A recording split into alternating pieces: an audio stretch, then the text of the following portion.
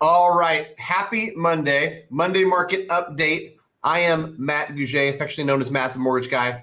I've got the loan wizard, Mr. Nash Paradise, with me. And for anybody who likes action, who likes volatility, it is a great week for you because we've got a lot of action. We're going to talk about the reason we're seeing so much volatility with mortgage rates and in the bond market. We'll talk tariffs. We'll talk, economic news like we always do. How you doing, Nash? I'm doing good, man. I'd be doing better if it wasn't for all this volatility. It's not a good time. Not fun. Don't love it. Yeah. Consistency is key. But, I mean, we're going to take what we can get and figure out how we can get some talking points out to everyone and what's going on. Yeah, sounds good. I know some people, kind of crave the excitement. But like we talked about in past Monday market updates, for my clients and for me personally, I like a little bit of certainty, a little bit of knowing that we're going to fit into a range and not have wild swings day to day. So yeah, let's jump into the slides. We'll talk about it in more detail. But first, tell us about the economic news from last week and what we're looking forward to this week. Yep. Looking at last week's key figures here, ISM manufacturing last Tuesday was fine. It was totally square. It's where we thought it was going to be. Wednesday was when we had the announcement for the reciprocal tariff plan. That was huge, moved the market pretty good, but not quite as violently as it did Thursday, Friday. The interesting thing about last week is, Friday is the day that we had circled on the calendar for, economic data reasons. We have non-farm payrolls and unemployment rate that were coming in. Those move the market a lot. The interesting thing about non-farm payrolls to me is actually the revision from the February figures. February figures were revised from 151,000 jobs added down to 117, which is pretty significant. The forecast for the March numbers were 135,000 jobs added, and it came in at 228,000. So, the president tweeted about that. It's pretty big news. The U.S. economy added a whole lot more jobs than were anticipated. Interesting. But then unemployment rate came out, and it was targeted for 4.1%, went up to 4.2%. So we have this combination of, adding a lot of jobs, but employment rate going up. It left investors a little unsettled last week.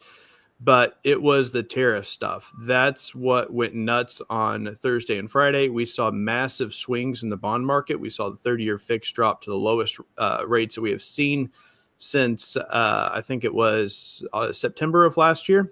So wild stuff going on last week. Yeah, for sure. Sorry to interrupt you. Yeah, I think it was like either September or October of last year. Our lowest rates since then, which is a good thing for people who are looking at locking a low. We'll talk later too about. I haven't asked you this yet, but what we think about locking or floating in an environment like this. All right, what do we got next? We got this week's economic news on the next slide. Yeah, I'd like to think this week matters, but I mean, does it matter? We've got nothing real interesting coming on here. I'm looking at a slightly different graphic that goes in a little bit more detail. We've got the FOMC minutes on Wednesday that could be interesting. But other than that, like the big stuff is Thursday. Thursday is the day to circle this week. We got month over month core CPI coming in. Interesting thing here is the target for the core CPI is actually up from 0.2% to 0.3%. So anticipating that month over month inflation data to increase. But then the year over year core CPI from 3.1% to 3.0%. So this year consumer price index, is, month over month inflation supposed to go up, year over year is supposed to go down. So it does give us this propensity for some mixed messaging. So hopefully that keeps things fairly even throughout. Looking at Friday, we've got the producer price index, food and energy year over year coming in, a couple of those consumer sentiment indexes coming in, a few of the, Fed chief speaking. We've got a lot of interesting things coming on this week, but let's be honest, nothing matters this week except what's coming from the White House. We saw, and I think now is a good time to talk about what we're seeing right now. Saw the tariff stuff last week, dropped the interest rate significantly. Well, this morning, news comes out that said, oh, there may be a 90-day pause. And Matt, what happened when that 90-day pause news hit? Oh, we saw a quick turnaround, which is wild. The news doesn't have to be true for it to have an impact on the market, right? Was that later confirmed that it was not even a true statement, but still it had an effect on the market? We got claims from the White House saying it's fake news. There's news reports going all over the place. It was wild. I was watching the mortgage-backed securities live, and I saw that we're down about 13 ticks, 0.13%. Not a lot. And then all of a sudden, we were down 60. That's big. That's going to result in a half point increase to pricing on the mortgage side, which could result in an 1/8 or 1/4% movement. It's a pretty severe movement all to happen at one time. Since then, we've settled back down to 27 ticks. So, double where we were at the open, still going in negative direction. But, it's all just based on news right now. A lot of lenders are repricing negatively. And, unfortunately, we talk about all the different things that impact mortgage rates, the Fed, economic data, what's going on with inflation. Nothing is more important, though, than, investor sentiment. You get some news coming in from the White House. You get a couple tweets here and there. Next thing you know, money is pouring out of stocks and into bonds. That's what happened last week. Stock market's kind of tanked. Early this week, now money's going from bonds back to stocks. Bond prices go up. Yields go down. Everything is great until it's not. And now as the money leaves the bond market, those prices are coming down and the yields are going up. Mortgage rates go back up too. So let's take a look at the Fed forecast right now just to see if there's any change since we talked about this last week. We were looking at 3 drops this year. We're actually seeing a bit of a push from Trump and, from members of his cabinet stating that the Fed needs to drop rates now. And I think we're seeing this reflected right here, just to explain the chart a little bit. Prior, we had a very, very strong sentiment that there would be no rate drop in May. But this has shifted pretty severely to 44.5% are saying we will see a rate drop in May. We are already thinking pretty strong that we'd have one in June, but now it may even be 2 in June. And it may even be 3 by July. This is kind of wild here. What are your thoughts and takes on this updated sheet, Matt? Yeah, it is.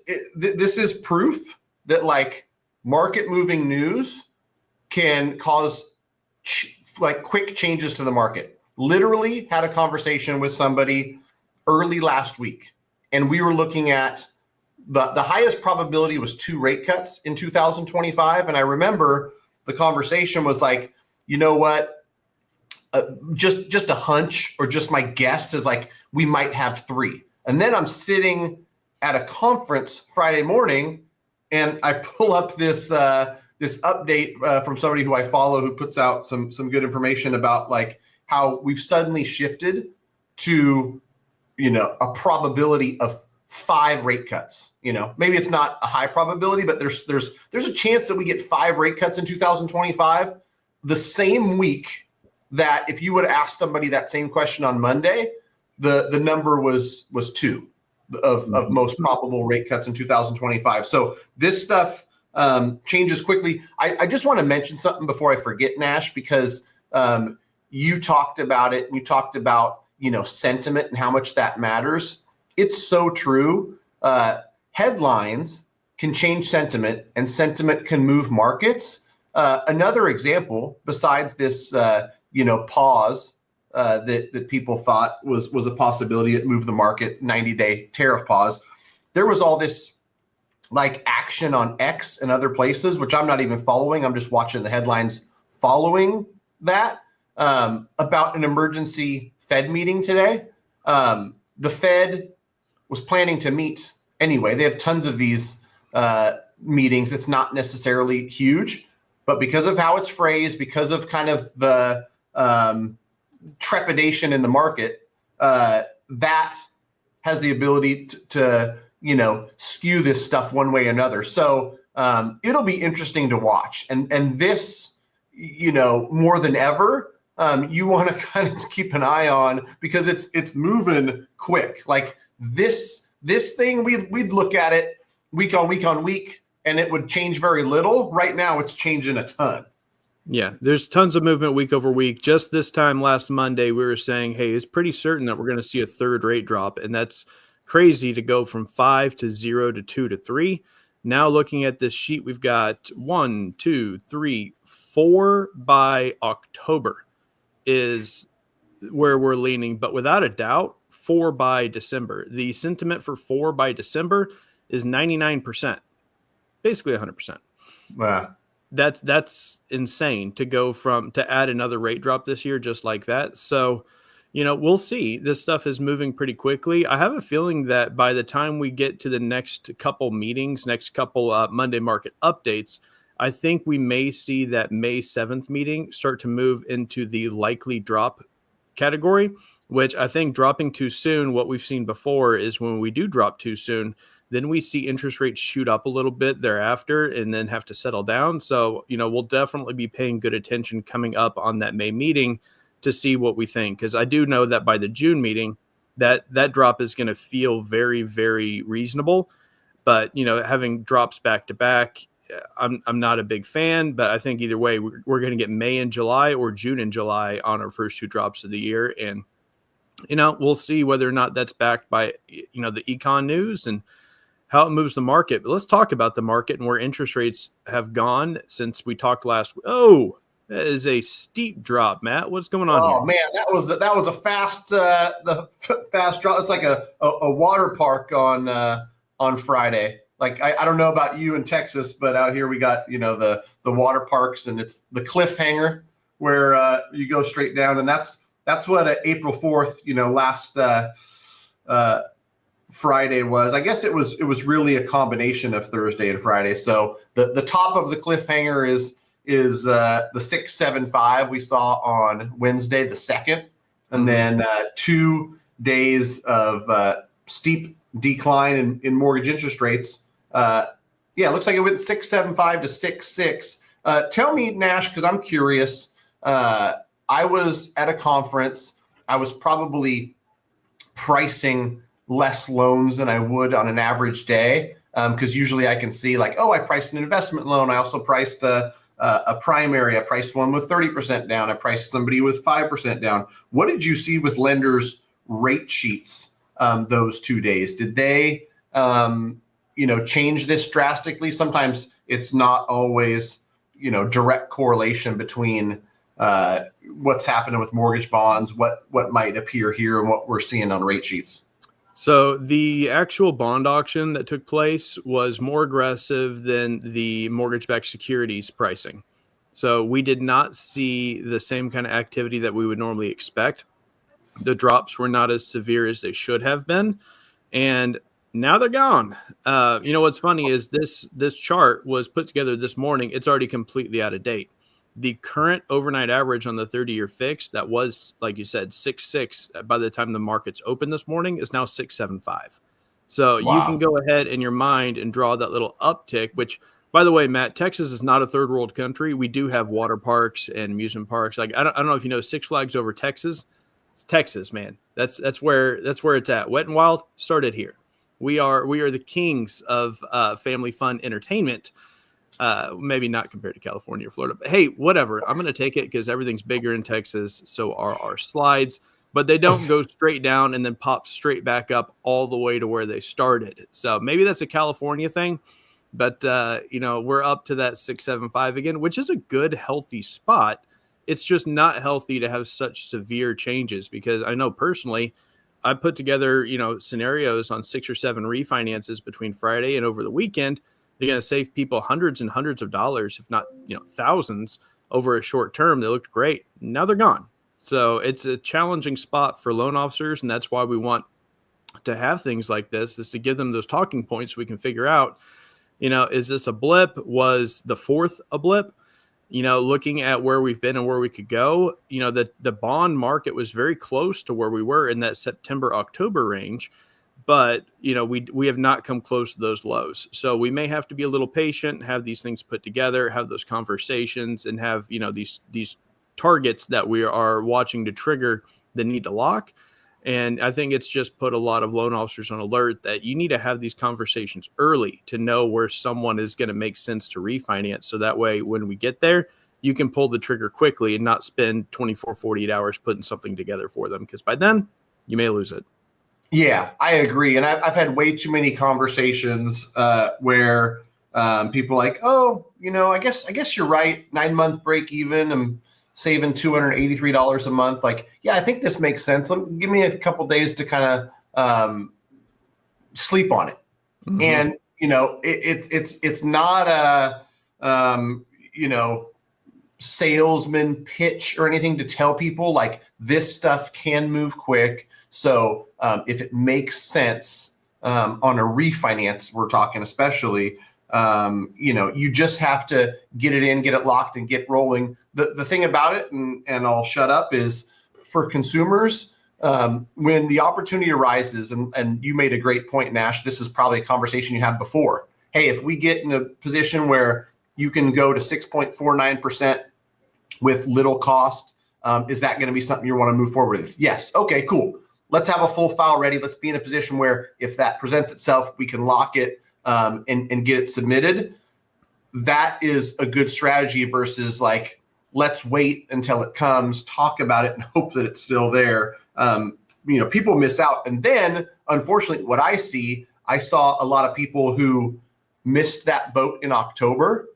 And if we look at this chart, it's really obvious, like 6 months later, they're still not back to the opportunity that they had back then. And so they've paid that extra $200, $250, $300 a month on their mortgage, where they could have not been paying that. They should have refinanced likely. So anyhow, as a consumer, keep your eyes and ears open, talk to a professional like Nash, and make sure you're just in a position. Some people might not even. Did we lose Gucci? I think we lost Gucci. Caden, we can kill the slides here and just stare at Matt's beautiful frozen face there for a bit. But that was a good final takeaway. I'll go ahead and close this out with my last takeaway on here as well. And it's basically what we were saying before. The talking points this week is going to be all about the news. Is this fake news? Are these tariffs coming? How are different countries responding to the tariffs? How is money going to move from the bond market to the stock market and back and forth? What are all the members of the Fed going to say this week? And then what are the inflation numbers looking like on Thursday? So lock or float, I'm going to go with lock it if you like it. If it makes sense, if it has the savings in there, the market is too volatile right now. It's really difficult to do any kind of assessment on where things are going to go. We can't predict anything, knowing how severe the changes are being impacted just by notes that are coming out of the White House. So for this week, hold on to your butts. Look at where pricing is going. Be ready before you have to be ready. I think people that are getting caught not ready to perform on a lock, that's where you're going to lose best, because it's really hard to go back and tell someone, hey, oh, by the way, now pricing is this. You don't want to temper that excitement. You want to be ready to roll and ready to execute quickly. So that's all I've got this week. Next week, we'll come back and see how everything panned out with that. Talk a little bit more about the Fed direction as we get closer to that May meeting. And, appreciate everyone tuning in, and have an awesome start to your week.